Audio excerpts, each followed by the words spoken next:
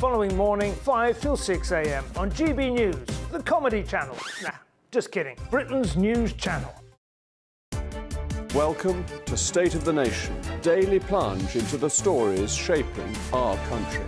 I'm Jacob Rees-Mogg, and Monday to Thursday we bring you the insights, the facts, the truth about how our country is being governed. Because what happens in Downing Street matters down your street. Tune in to State of the Nation every Monday to Thursday, 8 to 9 o'clock. Only on GB News, the People's Channel, Britain's news channel. I'm Christopher Hope. From pop stars to politicians, I'll interview anybody in a pub who's got a political opinion. Join me every Friday on Spotify, Apple Podcasts, YouTube or gbnews.com, or wherever you get your podcasts. This is GB News, the People's Channel. Every Saturday, 10 till 12, we'll bring you all of the news that you need to know. We'll also remind you that there is so much to smile about. It's my favourite time of the week. I get to relax, enjoy some light-hearted stories, and let Ellie teach me about fashion too. That's Saturday Morning Live, every Saturday, 10 till 12. Only on GB News, Britain's news channel. This Monday, the king of breakfast TV is back. That's right, Britain's favourite TV host, Eamon Holmes, returns to Britain's hottest breakfast programme. Breakfast every day from 6 a.m. Only on GB News, Britain's news channel.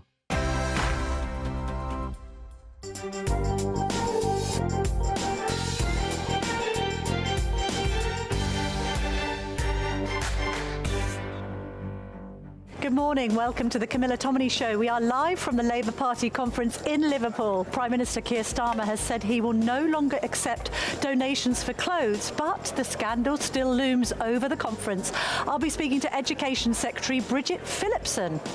Dean Armstrong KC, one of the leading barristers in the case against Mohammed Al-Fayed, will be here to share why he thinks this case is one of the most horrific he's ever seen, and on a par with Jimmy Savile. I'll be joined also by Tory leadership hopeful Robert Jenrick, who sits at the top of the polls for the next leader in the opposition. But will he still be the leading man at the end of the race? Don't go anywhere.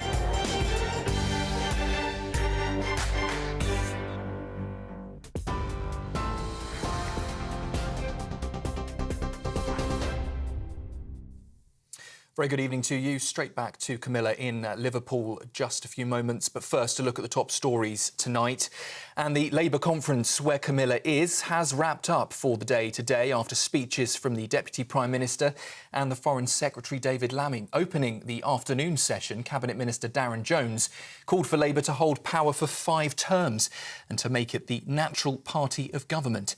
And earlier, the Deputy Prime Minister Angela Rayner declared that now is Labour's moment, promising to bolster workers' rights, to build high-quality homes and to strengthen communities. There will be no complacency. We've seen where that leads. Don't forget what they did. Partygate, COVID contracts, the lies, division, scapegoating and the unfunded tax cuts for the richest that crashed our economy. Don't forget any of it. The Tories failed Britain and they tried to cover it up. A crater in the heart of Britain's economy, a puncher in the pocket of every working family, and a £22 billion black hole. News away from politics, and 31 people have been arrested in a nationwide Home Office crackdown on people smuggling gangs. That 3-day operation involving the National Crime Agency, police and international partners targeted locations including Belfast, Liverpool and Luton. Over £400,000 of criminal cash and 10 fraudulent identity documents were seized during checks at ports, airports and some road networks. A second man has been arrested over what police have described as the shocking kidnap of an 87-year-old man in Oldham. The pensioner was dragged into a car, attacked and dumped miles from his home, suffering serious injuries. Greater Manchester Police say he found help by knocking on the door of a home after that ordeal. 2 men aged 24 and 39 have been arrested on suspicion of kidnap, with one already released on bail. The Foreign Secretary says there needs to be an immediate ceasefire between Israel and Hezbollah following what he's described as a worrying escalation in the Middle East.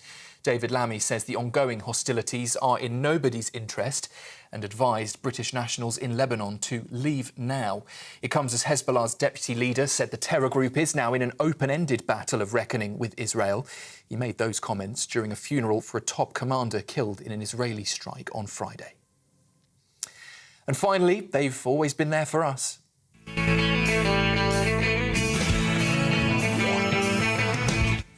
Well, for the past 3 decades anyway, as today marks the 30th birthday of one of the most iconic series of all time. Yes, it's Friends. The show premiered for the first time in 1994, fast becoming one of the most watched programmes on television and lasting for 10 series. Those are the latest GB News headlines for now. Back with you at 7 o'clock. Now, though, back over to Camilla. For the very latest GB News direct to your smartphone, sign up to News Alerts by scanning the QR code or go to gbnews.com/alerts.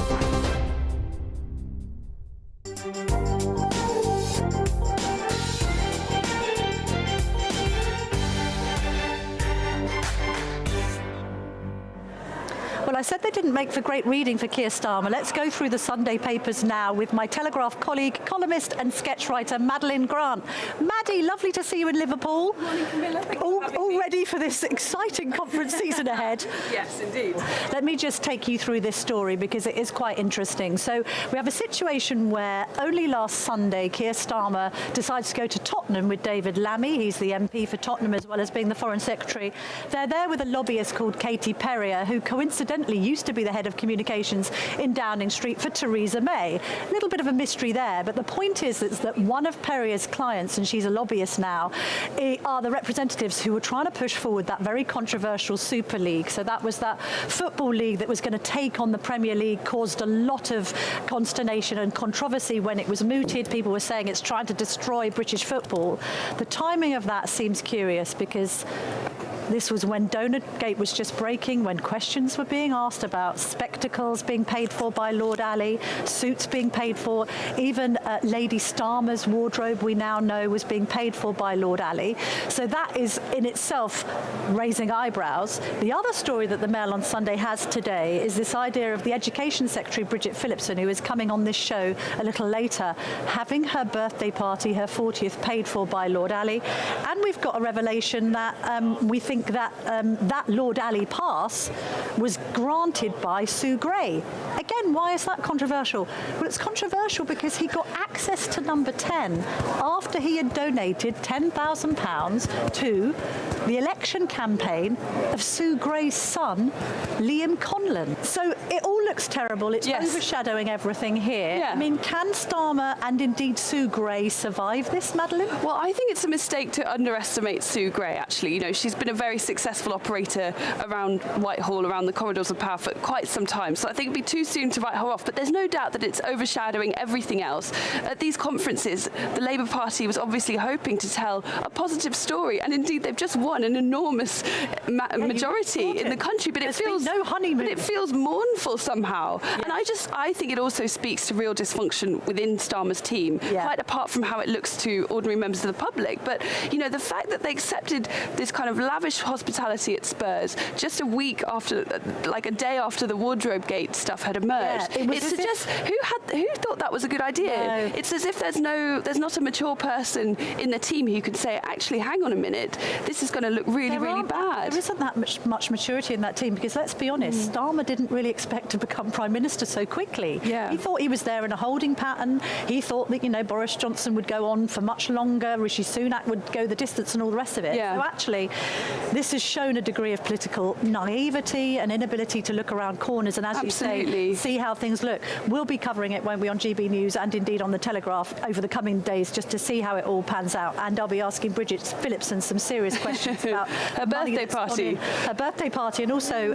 Rachel Reeves, the Chancellor, has sort of claim that dresses that she was given were office expenses. So we need to probe that. Is wild, because if an ordinary taxpayer tried to pull that one, they would get fined by HMRC. You can't claim tax relief, I believe, on clothing unless it's logoed. So I should maybe put the Camilla Tominey show on these dresses. Which, by the way, I do pay for myself. I just want to clarify that. Yes. Now let's talk about a really serious and disturbing story. It's about the former Harrods owner, Mohammed Al Fayed. I mean, this is fast emerging, Maddie, to be a new Jimmy Savile. Absolutely. He's dead now, and that's why all of these revelations have come to light, because you can't defame the dead.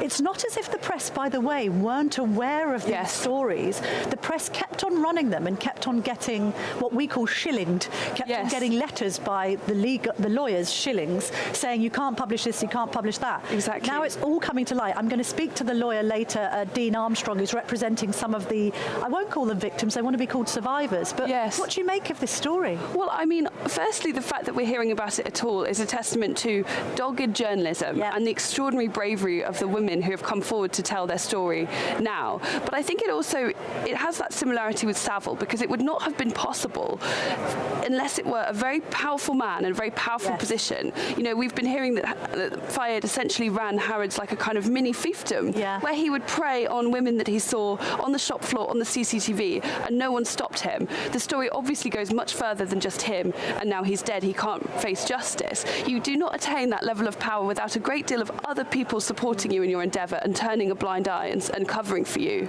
There's a serious question as well about the Crown Prosecution Service, what they knew and why they didn't bring charges. And there's some questions to be answered by Jack Straw, because there was a moment where Al Fayed was refused citizenship, and it's now being asked, well, on what basis was that refused? Did people know about this some years ago and do nothing to stop him? All questions that need to be asked. Let's move on to Robert Jenrick, who is throwing some red meat to the right again. He's currently it depends on which polls you look at. Some polls put Kemi Badenoch at the top of this leadership race so far. Some put him. Maybe they'll both end up in the final two, which will keep the membership happy because they want a right-wing candidate. But he's speaking to the Sunday Telegraph. He's written a piece, and he's saying what, Madeline? Small boats. Small boats. He says that asylum seekers essentially are, including possible terror suspects, are just allowed to waltz into this country on small boats, which is to me quite an interesting intervention, because although I think it's true in the sense that we can't vet anyone that's coming in and out, it has been true for a long time, including, dare I say it, when his party were in charge. Is he stating the bleeding obvious? I think he's stating the bleeding obvious for sure, but I think perhaps it's worth doing now, because obviously we are sandwiched between, we've just had the Reform Party conference where, of course, this was a big topic of discussion there, and Farage was putting on, very disparaging of the Tory efforts so far,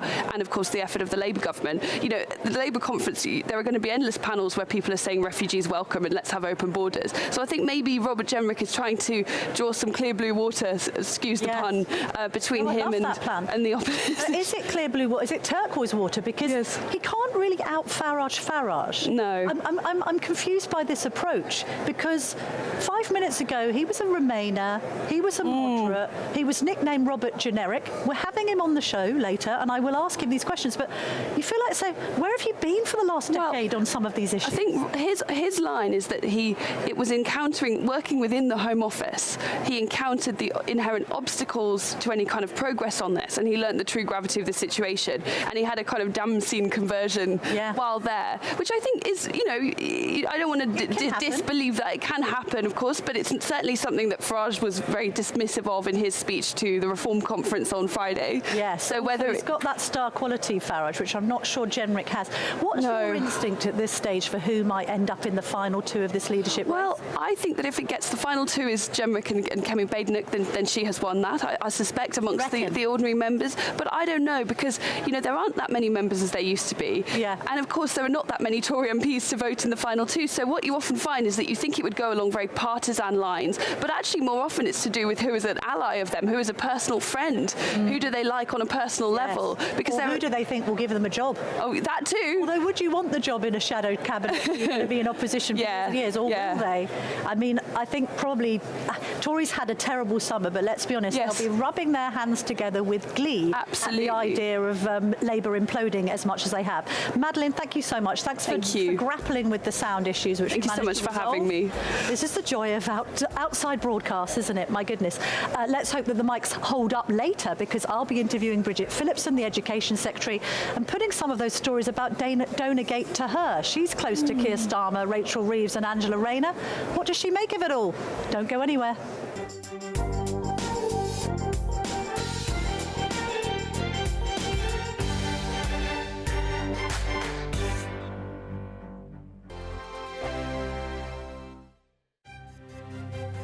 GB News Breakfast, every day from 6 a.m. Prince Harry has got in touch with a lot of people surrounding the royals about a possible return, some sort of easing himself back into what goes on in this country, and tries to repair his image. This has been reported today in the Daily Mail. Yeah, the major move is being branded as Operation Bring Harry In from the Cold, as he's allegedly growing dissatisfied with advice from American-based image experts. Let's now speak to Jack Stooks. Now, Jack is a former gardener, senior gardener, top man at Highgrove there. And did you know Harry, Jack? Yes, yeah, I did. The Harry I knew was always amazing, really good, lovely to be around. I think everybody wanted to be around him, really. He was the sort of life and soul of the family. What we've got to remember is at the time, we knew a book was coming out. We knew various things might come from that. We knew that there was problems with Meghan's family, and there was a lot going on at the time. I think things have, sort of been brushed aside to an extent. Whether or not the book was a mistake, I mean, he might think it was a mistake. He might not think it was a mistake. What we tend to do is we judge him on just the fact that he wrote the book. What we don't think is, why did he write the book? We don't ask the questions as to there was a reason behind him having to have his story known. And maybe, he needed that. Maybe he felt he just needed people to know his side of the story. Hopefully, that family can forgive. I mean, not forget, but be able to sort of move on in a different way. GB News, the People's Channel. Every Saturday, 10 till 12, we'll bring you all of the news that you need to know. We'll also remind you that there is so much to smile about. It's my favourite time of the week. I get to relax, enjoy some light-hearted stories, and let Ellie teach me about fashion too. That's Saturday Morning Live, every Saturday, 10 till 12. Only on GB News, Britain's news channel. We're proud to be GB News, the People's Channel. And as you know, we always love to hear your views. Now, there's a new way of getting in touch with us at gbnews.com/yoursay. By commenting, you can be part of a live conversation and join our GB News community. You can even talk to me, Bev Turner, or any of the members of the GB News family. This Monday, the king of breakfast TV is back. That's right, Britain's favourite TV host, Eamon Holmes, returns to Britain's hottest breakfast programme. Breakfast every day from 6 a.m. Only on GB News, Britain's news channel. Welcome back to GB News. You're watching the Camilla Tominey Show live from Liverpool at the Labour Party conference. And I'm delighted to be joined now by Education Secretary Bridget Phillipson, the MP for Houghton and Sunderland South. Lovely to see you this morning. Hello, good morning. Thanks very much for coming on GB News. I'm going to ask you about this story in the Mail on Sunday. The suggestion that Lord Ali paid thousands for Education Secretary's 40th birthday party. Is that true? So what Lord Ali, who's a long-standing Labour peer, paid for was two events when I was Shadow Education Secretary. One ahead of my 40th birthday. I thought it was a good opportunity in a professional context to get journalists, education people, trade unionists and MPs along. Yes. The second event, a reception for journalists, including those working in the education press, again in a professional context, to discuss the work of... So the birthday element was what then? I don't quite get it. It was an official do for you as Shadow Education Secretary, but you also had some cake. Oh, we didn't have any cake. Oh, there's a picture of you with some cake. Is that a different... That was on my actual birthday. Oh, got it. Okay. In my office. Ali, so you do have a birthday celebration, but it's part of a department. It was when I was Shadow Education Secretary, so it was ahead of the election. I should just say I didn't even invite my own family along to this. It was very much in a professional context. Has Lord Ali ever donated to your wardrobe, your spectacles? Has he ever loaned you an apartment in London or New York? Not everything that's been donated to me has been declared in line with the rules. What I would say about Lord Ali is that he's been a Labour peer for, I think, over 25 years. Yes. Donates to the Labour Party, to Labour politicians, because he wants a Labour government. But he got a temporary Downing Street pass from Sue Gray, we hear today. Labour Party have been very reluctant to say who sanctioned this pass. It was Sue Gray. That happened after he donated £10,000 to Leon Conlon's campaign. Leon Conlon is now the MP for Beckenham and Penge. He's also Sue Gray's son.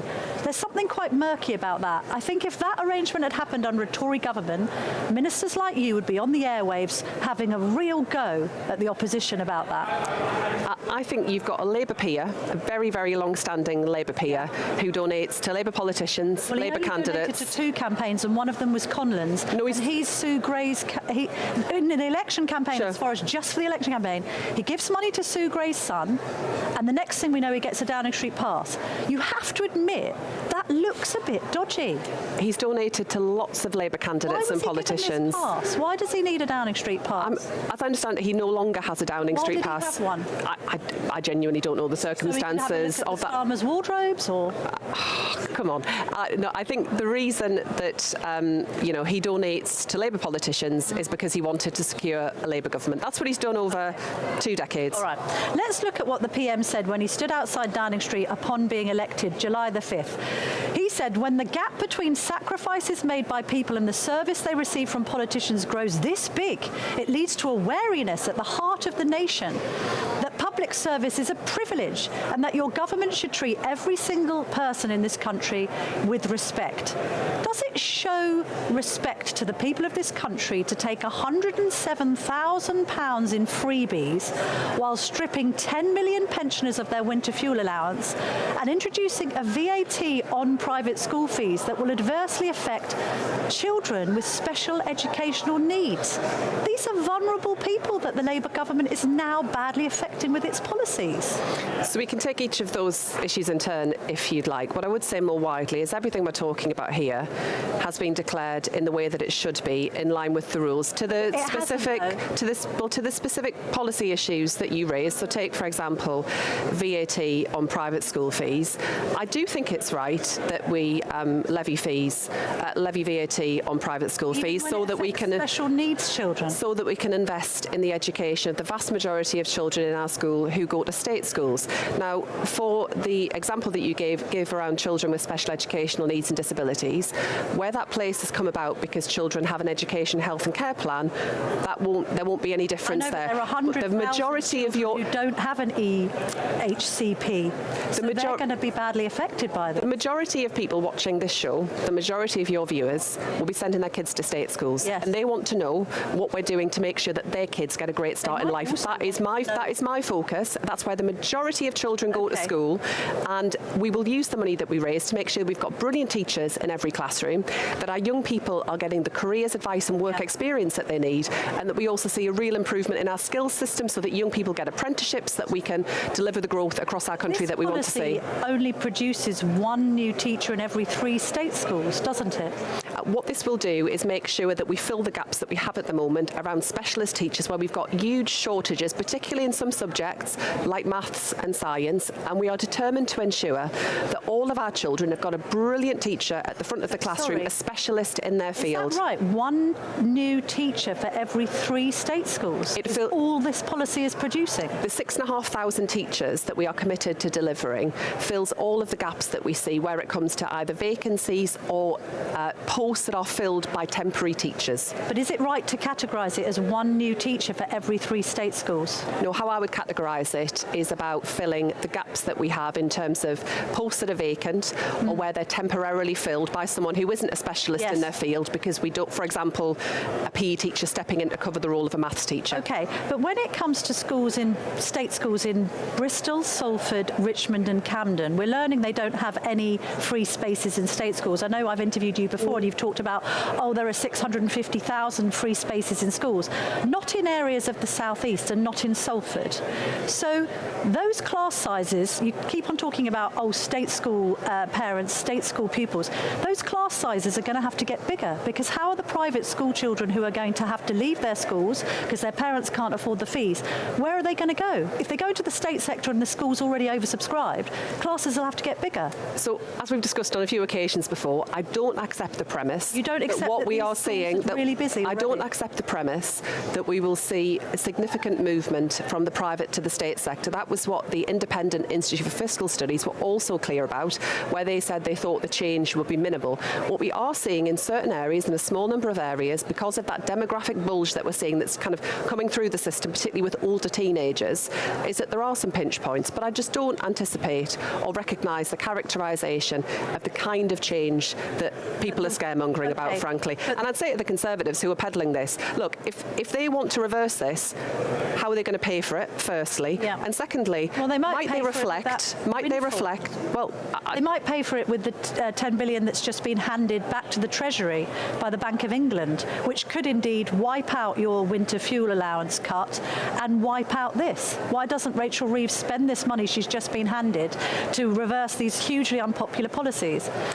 We're going to have a budget next month, and at that point, the entire kind of fiscal position overall will be set out, where we can look at where Rachel as Chancellor will work through what it is we can and can't do. But we've been clear that the inheritance that we got from the Conservatives was pretty dire. I think your viewers will recognise that. It feels at the minute that really a lot isn't working in our country. We are determined this week here in Liverpool to talk about the change that we're delivering on that will make a difference, that will bring some hope and optimism back. But absolutely fixing the foundations of our economy, stabilising our economy is absolutely crucial, because everything else has to flow from that. You mentioned Rachel Reeves there, and you said earlier in our conversation that everything had been properly registered. It hasn't, has it? Because Rachel Reeves registered a 7,500 donation from a woman called Juliet Rosenfield, which went towards her wardrobe as office expenses. What you wear to work isn't an office expense, is it? It was declared in line with the rules. What Rachel and others have said is that in future they won't be taking such donations. But hang on a minute. Sorry, is clothing an office expense? Because if I put in my self-employee tax return and I put these dresses in as an office expense, I think I would rightly face an audit by HMRC. The Chancellor is in charge of the Treasury and oversees HMRC. So why is this regarded as being properly registered? It's not an office expense. It was properly registered in the register of members. Are dresses an office expense? It was registered. The donations, all of the donations that the Chancellor received were declared in the proper way. Is clothing an office expense?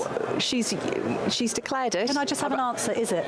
I'm not sure I would characterise it in quite. No. Why has she terms. then? She's received the donation. She made that clear, both who it came from, the nature of the donation. But she said in future she won't be spending money in that way. And Angela Rayner as well. We learned today that she didn't declare the fact that she had gone to this $2.5 million apartment in New York owned by Lord Ali with Sam Tarry. She didn't say that she had taken a friend along. So that's also been improperly registered. So surely, for clarity and transparency, we need this to be investigated by the Parliamentary Standards Commissioner. That's exactly what you would ask of the opposition if their shadow ministers were making these sorts of mistakes. Again, declared entirely in line with the rules and is there for all to see in black and white. So if there's everything to see in black and white, there's no problem having a parliamentary standards investigation, both into the way that Rachel Reeves has registered dresses as office expenses and the way in which Angela Rayner has used this apartment in New York. We are all of us subject to the processes laid down by Parliament. We have a responsibility to register all donations, and there is a process of scrutiny that oversees all of that. Are you embarrassed by this? I mean, it's been a pretty inauspicious start to Labour's government. You are a working class girl done good, okay? What are your constituents and people that you're close to saying about the idea of this man of the people Prime Minister taking thousands in donations for suits, for spectacles, for football tickets? It's not very working class Labour at all, is it? What I'd say is that, of course, it's frustrating that we're talking about all of this rather than talking about what we're doing from government. And what we're doing this week here in Liverpool is talking about the change that we've already gotten with delivering, whether that's starting the process of creating GB Energy, what I've done around investing in skills and making sure we've got good opportunities for our young people, and how we ensure that everyone has the option of a secure home. Okay. Of course, I'd rather be talking about all of that, and that's what we'll be trying to do in the days to come. Bridget Phillipson, thank you very much indeed for your time this morning. Enjoy conference. Good luck for your speech. Coming up next, I'm going to be speaking to Dean Armstrong KC, who is leading the case against Mohammed Al-Fayed. And don't forget, I've also got Robert Jenrick coming up. Can he out Farage? I'll be back in 2.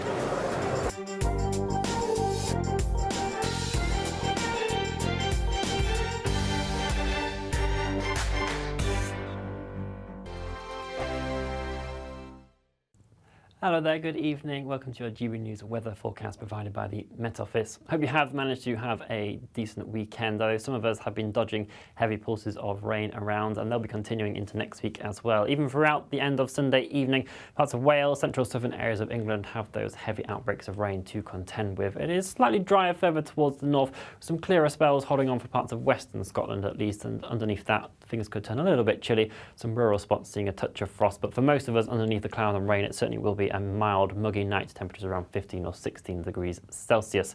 An amber weather warning does come into force from Monday morning, and that stretches from parts of Gloucestershire, Herefordshire, up through the Midlands and over towards the Humber and the Wash, where we could see over a month's worth of rain falling on Monday. So some localised flooding and disruption is possible, so do please take care over the course of the day.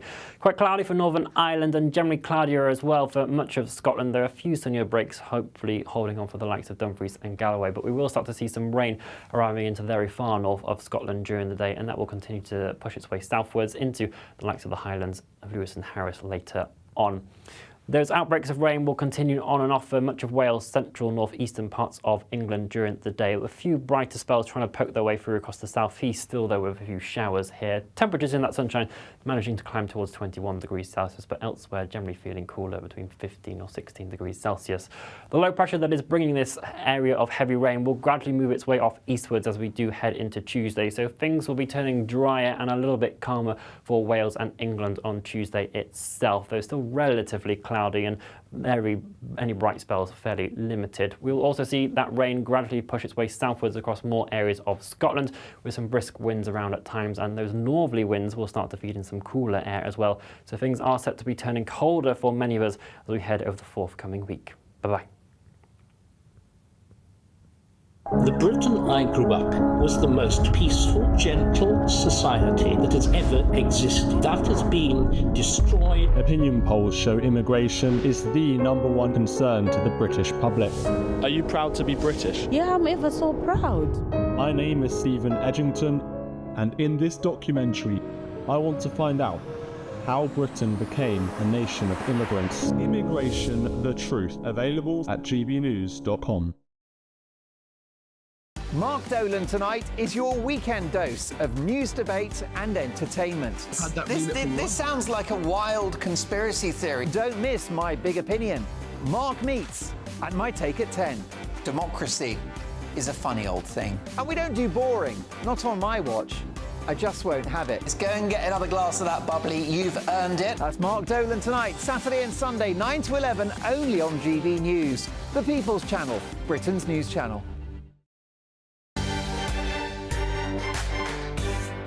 I'm joined now by Dean Armstrong, who's the leading barrister in King's Counsel representing the alleged victims of Mohammed Al-Fayed. Lovely to see you this morning, Mr. Armstrong. Thank you very much indeed for your time, because I know you've been extremely busy on this case. Can you just lay bare for us the extent you think of Al-Fayed's crimes? Because we've had comparisons in today's newspapers to the likes of Jimmy Savile. I think Jimmy Savile's case, incredibly serious as it was and is.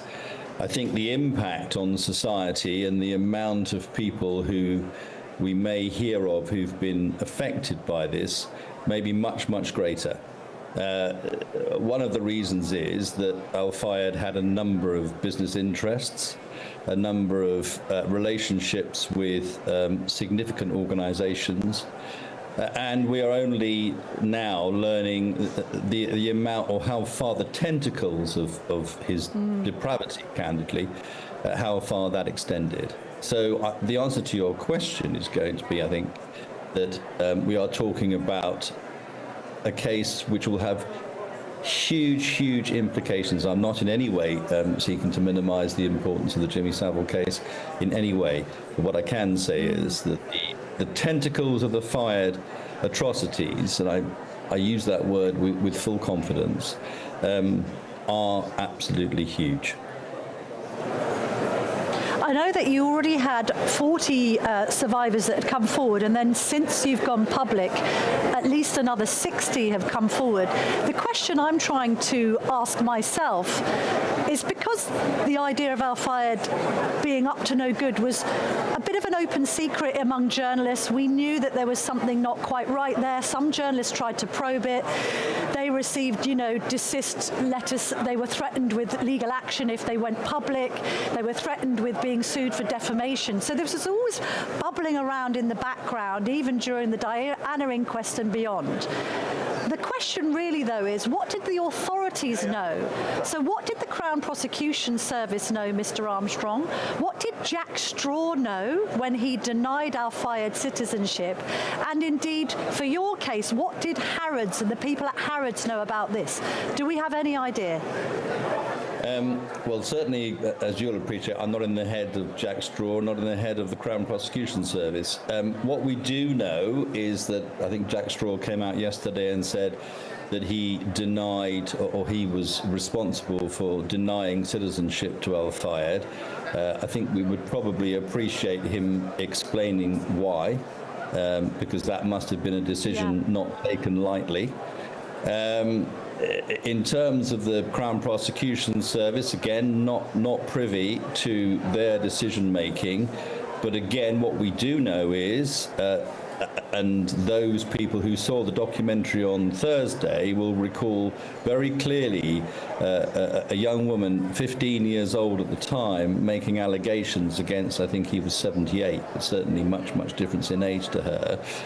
That case, we know, because this is in the public domain, was Fayed was interviewed under caution by the police, and that case was ultimately, I think a year later, or certainly some months later, 2009, there was a decision not to proceed. So we do know that there was material for the Crown Prosecution Service to consider.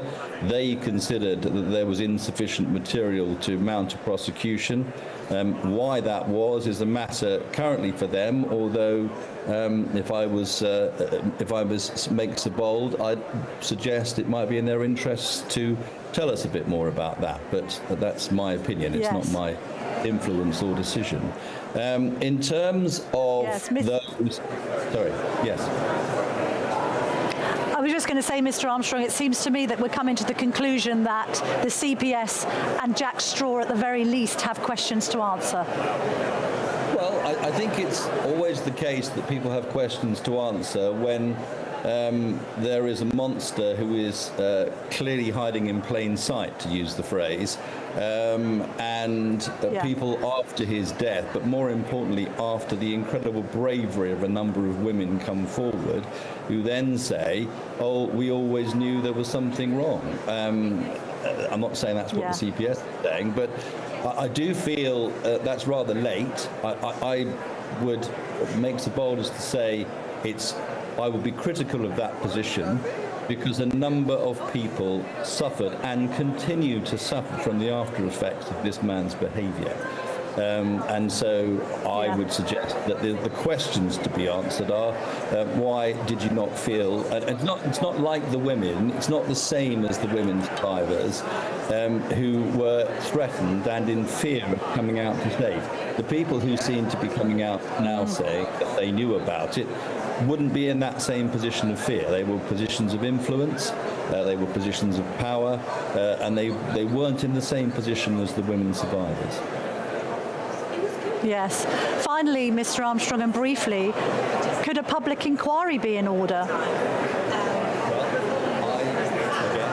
I don't have the power to direct that. I have an opinion which suggests that what we have here is a public figure who consorted with other public figures, was close to those in power in society, had huge wealth and resources, who appears to have been unpunished for very, very significant serial sexual abuse.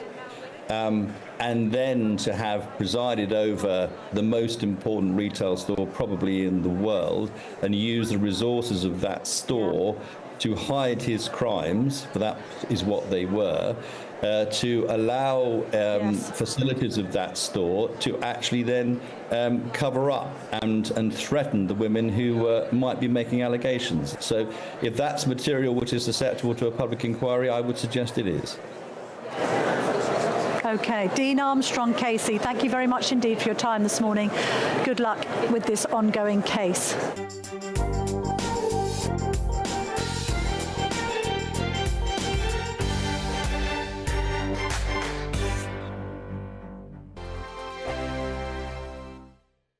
This is GB News, Britain's news channel. This Bank Holiday Monday will be celebrating National Dog Day by uncovering how many pet owners would rather spend the bank holiday with their pet over their partner. In fact, new research has uncovered the 5 key personas that make up Generation Pet. That's a new wave of post-pandemic pet owners, with 58% saying they worry about their pet being diagnosed with a serious illness.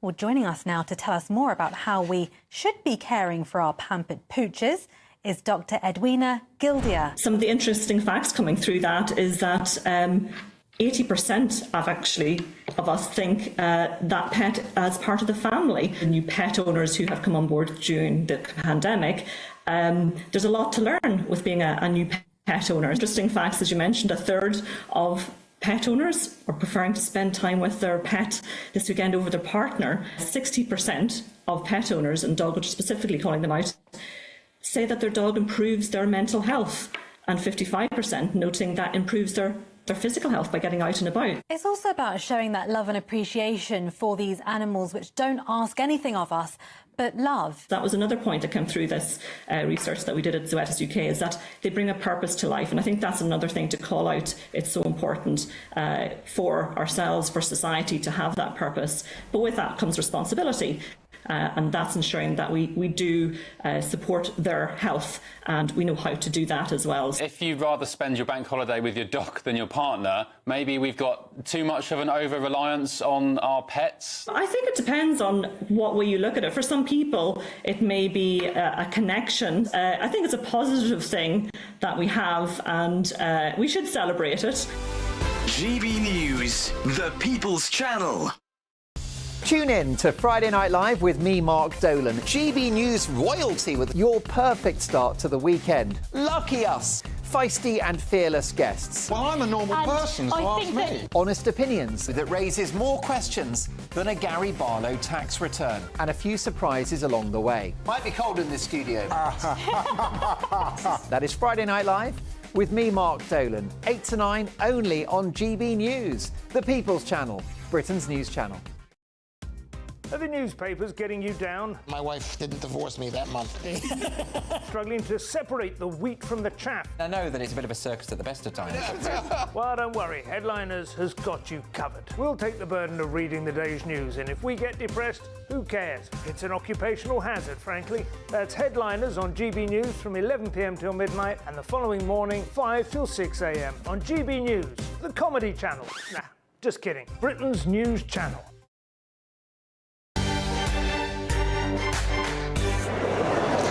Welcome back to the Camilla Tominey Show at GB News. You're watching me live from Liverpool, where the Labour Party conference is beginning in earnest. Although we're discussing Labour this show, we also have to discuss the Tories, because I don't know if you've noticed, there is a leadership race on. Robert Jenrick, who is in some polls leading that race, he's the candidate and indeed the MP for Newark, joins me now from our Paddington studio. Mr. Jenrick, lovely to see you this morning. You've been making a little bit of a splash in the Sunday Telegraph because you're talking about the types of people who are coming in on small boats. Tell me about the thrust of that piece. Terror suspects who are breaking into our country on small boats, coming into here illegally. These are people who are linked to serious terror organizations like Al-Qaeda and Islamic State. And we need to tackle this. I fought relentlessly within government to address this. And that is one of the reasons why I believe we now need to leave the European Convention on Human Rights, because we will not be able to remove these people from our country, people who are posing a serious risk to the public, unless we do so. I mean, people watching and listening to this, Mr. Jenrick, will say it's all well and good that you're saying that, but actually this has happened under the Tories' watch. This happened over the course of the last 14 years. People have often been scratching their heads, wondering why on earth terror suspects and criminals can come here and not face instant deportation. Well, I agree, Camilla. You know, there are dozens of dangerous terror suspects in our country who we need to remove. There are over 1,000 illegal migrants who are on our registers for other serious criminality, and we need to get these people out of our country. I argued when I was in government relentlessly that we needed to take the most robust action. That was the reason why I argued for a strengthened version of the Rwanda policy, whereby people who come here illegally will be removed within days, not weeks or months or years. That we should end the merry-go-round of legal claims that is preventing us from removing those people. It's ultimately the reason why I decided to resign from the cabinet at the turn of the year, because I wasn't able to persuade the then Prime Minister to take the action that was necessary, and I left government so I could change the law to stop this, so we could disapply the European Convention on Human Rights, and we can get these dangerous people out of the country and keep the public safe. Now we have a Prime Minister in Keir Starmer whose first act was, rather than strengthening Rwanda like I wanted, was to scrap it. And I'm frankly sickened by that, because that is putting the public in danger. And we've got to hold him to account for the decisions that he's making. Let's just work on a hypothetical here. Robert Jenrick wins the Tory leadership race, becomes the leader of the opposition. Come 2029, by some miracle, the Conservatives win the election, but probably only with a small minority. Okay, you're then going to have to persuade the One Nationers that are still in the Tory party that leaving the ECHR is a good idea. You're going to have to legislate for that. Many prime ministers before you have made all sorts of promises about immigration and tens of thousands, and that's just legal, right? You're dealing with illegal immigration. But why won't you face exactly the same opposition that has been inside the heart of many Tory battles for the last 2 decades? Why will you make any difference at all?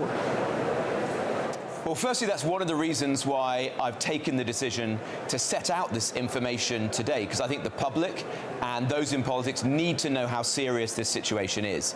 If we remain within the European Convention on Human Rights, we will not be able to tackle this issue. There will be terror suspects on our streets for years and decades to come, and people will be put in great danger. People will die as a result of that, as they have already with terror attacks, for example, in Reading and Hartlepool and London Bridge. We've got to end that. But within the Conservative Party, I actually see that things are changing. There is now a consensus that the ECHR is failing us. And some are saying that we need to reform it. In fact, everyone agrees that at the least it needs to be reformed. What I'm saying is that's not possible. I have studied this, I have a plan, and it's clear to me that there is no way to reform this. That would be a project of decades. There's no way in which we could do that. It would be as doomed to failure, Camilla, as David Cameron's well-intentioned attempt to renegotiate our membership of the EU years ago. We need to get on and leave, and I would take us out. The good news is that if you look at the members of Parliament who are supporting my campaign, they're coming from all parts, all traditions within the Conservative Party, and that suggests that we're winning this argument. Okay, but what about the criticism of you that you haven't really been fighting any of these battles for very long? Where were you 10 years ago on some of these issues? You were quite busy voting for Remain and being a member of the establishment. You were nicknamed Robert Jenrick because you didn't really stand for anything, and now you're throwing all of this red meat around like you're somehow trying to channel your inner Nigel Farage. You're never going to out-Farage. You haven't got a reputation in the past for being this strident righty. So people are looking at you thinking you're just being a political opportunist. Look, this isn't about aping reform, far from it. I want the Conservative Party to be the serious party of British politics, which is bringing forward the serious answers to the big challenges that we face, like on illegal and legal migration. And people can look at my record. They know that I fought relentlessly to reform our legal migration system and personally secured the biggest changes in years that will reduce the number of people coming into our country by 300,000 a year. And they knew that I fought to strengthen the Rwanda bill alongside 60 colleagues that would have stopped the boats. And they also can see that I stood up on principle. I was the only one, frankly, who chose to resign on a matter of principle of honour in the last Parliament, of all those who served in Cabinet. That shows that I stand for my principles, and I want to make this Conservative Party better. I want us, if we're lucky enough to re-enter government in the future, address these issues once and for all. Well, you did resign in the last Parliament, but a couple of Parliaments before that, when you were Housing Minister, Boris Johnson sacked you in the reshuffle of September 2021. Why did he do that? Well, you'd have to ask Boris, but he himself has acknowledged that it was a mistake to row back on the planning reforms that we were developing at the time. They would have helped hundreds of thousands of young people onto the housing ladder, created thousands of jobs and a lot of economic growth that was needed in this country. And that's one of the other things that I want to do. I want to get people back onto the housing ladder. I think that that is a fundamentally conservative thing, and it's important that we do that. Of course, we need to do it in our big cities rather than carpeting over the countryside and the green belt, but we've got to address that. I was right to address it at the time, and it will be part of a future Conservative government's agenda when we next come to power. I know, but why should anyone believe you when you say that we should be building more homes when you were Housing Minister, you didn't achieve the government's 300,000 target? The Tories kept on undershooting it, and you were in post, right? Camilla, I'm afraid that's wrong.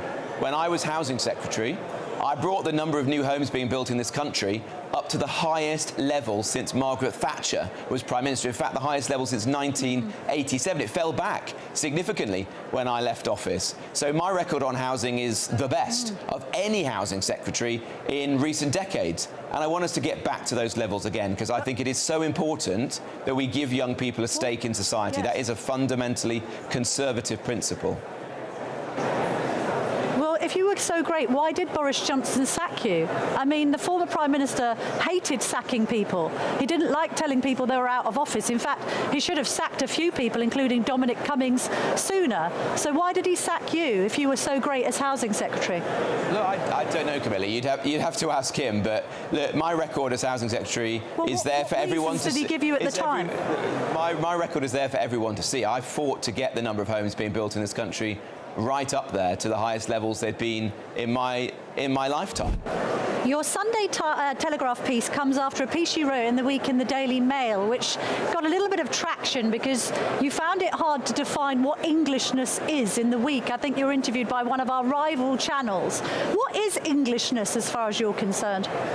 No, Camilla, I didn't find it hard to describe Englishness at all. In fact, I was surprised that one of your rival channels even asked me the question. No one would ask a Welshman or a Scotsman or a Frenchman to define what is Welsh or Scottish or French identity. My point was that national identity comes from our history, our language, our food, our landscapes, our literature. And I think we can all point to things that we love about this country. What I think what I was trying to say in that article was that far too often do English politicians talk about English identity. It's perfectly normal for a prominent Scottish or Welsh politician to celebrate Scottish or Welsh identity. But in England, somehow it's anathema. And that's got to change. I think English identity is in peril right now. And that's partly because our kids are not being taught it in our schools. It's that institutions, like our museums and the guardians of our culture, are too quick to denigrate it. And it's also because mass migration, particularly focused on England and English cities, is making it too difficult to integrate people into our identity. And I want to change that. I want to start a national conversation about how we celebrate and we protect English identity and we hand it on to our own children and grandchildren. When's the last time you visited the National Portrait Gallery? Oh, I went there recently. I took my kids there a few months ago. I love that gallery. I love showing them. Well, it's full of portraits of past, English kings and queens and other notables. So, I mean, the arts does celebrate Britishness and Englishness, doesn't it? No, well, actually, I think that there's a real problem in this country that a lot of people, whether it's in politics, in the media, in our cultural institutions, do not want to talk about English identity in particular. In fact, they frown at that sometimes. And they think that, you know, the flag of St. George is associated with the far right. Well, I want to reclaim those things. I want it to be perfectly normal for an English politician to be talking about our own national identity. OK. What pressure are you willing to bear on Labour over Donegate? I spoke to Bridget Phillipson earlier and asked whether Rachel Reeves needed to be investigated by the Parliamentary Standards Commissioner for claiming that money that was donated to her to pay for dresses was actually office expenses. Miss Phillipson didn't seem to think there was anything wrong with that, but it did pique my interest because I think if I had tried to claim the dress I'm wearing now, which by the way I paid for in my tax return as an office expense, I might run into trouble. Yeah, well, look, firstly, I think this is pathetic. This opposition had 14 years to prepare for government, and now they are there. This is all that they can do, squabbling over staff and salaries and dresses and stays in luxury apartments in New York. Who should investigate this, though, Mr. Jenrick? There are serious issues that belie this, beyond just the hypocrisy. There are issues about parliamentary standards, and I'm sure this will be something that the Parliamentary Standards Commissioner will be looking into now. But the main thing is that this Labour government is so fresh, but it already looks stale. This is behaving like they've been in power for years, and yet it's only been 11 weeks. We need to be holding them to account. And that's what I want to do if I'm lucky enough to lead this party, holding Keir Starmer and this failing Labour government to account. Mr. Jenrick, thank you very much indeed for joining me this morning, and good luck in the leadership race.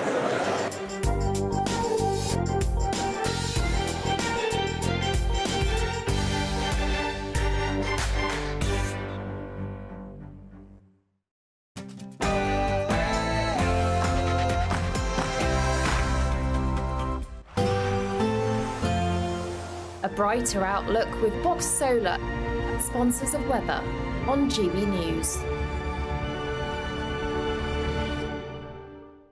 Hello there, good evening. Welcome to your GB News weather forecast provided by the Met Office. Hope you have managed to have a decent weekend, though some of us have been dodging heavy pulses of rain around, and they'll be continuing into next week as well. Even throughout the end of Sunday evening, parts of Wales, central southern areas of England have those heavy outbreaks of rain to contend with. It is slightly drier further towards the north, with some clearer spells holding on for parts of western Scotland at least, and underneath that things could turn a little bit chilly. Some rural spots seeing a touch of frost, but for most of us underneath the cloud and rain, it certainly will be a mild, muggy night, temperatures around 15 or 16 degrees Celsius.